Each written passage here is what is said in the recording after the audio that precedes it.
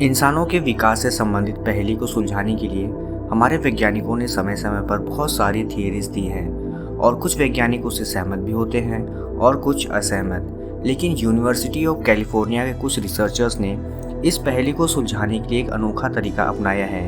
उन्होंने एक बहुत ही प्राचीन मछली, जिसे हम एलिफेंट शार्क भी कहते हैं, उसका यूज़ किया है इस रिसर्च में।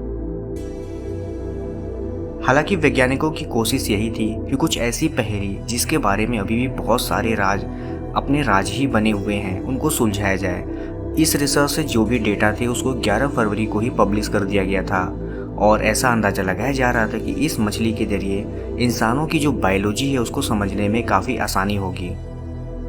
वैसे तो एलिफेंट शार्क देखने में बहुत ही अलग और बिल्कुल असाधारण जीव जैसे दिखाई देते हैं। कुछ लोग तो इन्हें घोष शार्क या एलिफेंट फिश के नाम से भी जानते हैं और अलग अलग जगहों पर इसके अलग अलग नाम भी हो सकते हैं। यह लगभग ऑस्ट्रेलिया के साउदर्न पार्ट में पाए जाते हैं।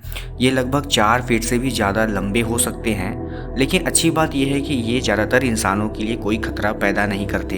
हालांकि इनके सूंड जैसे स्ट्रक्चर्स इनके सिर के ऊपर पाए जाते हैं, लेकिन वो इंसानों को कोई खतरा न पहुँचाते हुए बल्कि अपने शिकार की खोज में इनकी मदद करते हैं। ये इकलौते ऐसे जीव हैं जिनके जबड़ों में मोटे मोटे हड्डियाँ पाई जाती हैं और इनकी जो इवोल्यूशन यानी इनका जो विकास का दर है वो बहुत ही स्लो है। बाकी जानवरों की तुलना में यह बहुत धीरे धीरे विकसित हो रहे हैं। यही कारण है कि रिसर्चर्स के लिए ये एक आइडियल फिश था, क्योंकि इसको समझना बाकी जीवों को समझने से काफ़ी आसान था।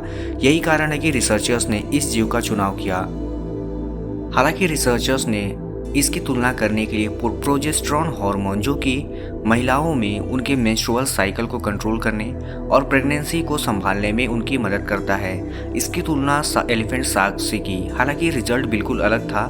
रिसर्चर्स को शायद ये उम्मीद नहीं थी कि ये हार्मोन वैसे ही इंसानों में भी काम करेगा जैसे शार्क्स में करता है।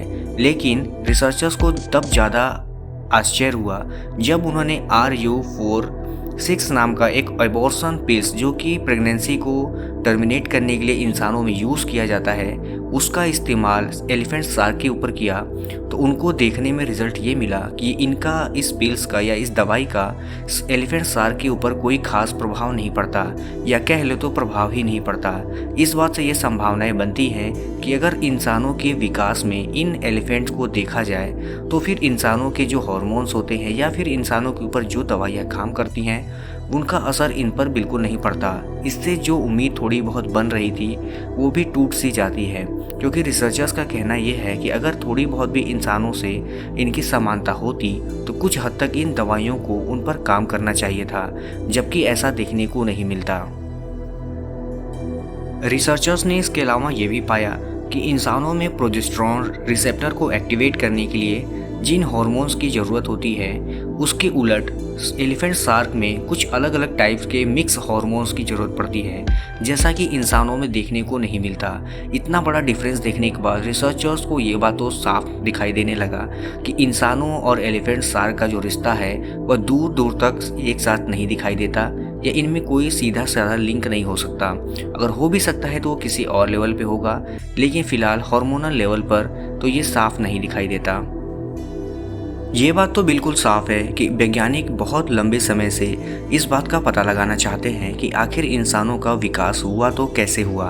अलग अलग समय पर अलग अलग लोगों ने अलग अलग थियरीज दी, लेकिन कोई भी थ्योरी इस बात की पुष्टि नहीं करती जिसको आंख बंद करके मान लिया जाए। और देखना ये भी होगा कि आने वाले फ्यूचर में ऐसे बहुत सारे थियरीज या एक्सपेरिमेंट होंगे जो कि इंसानों की उत्पत्ति को सुलझाने की कोशिश करेंगे।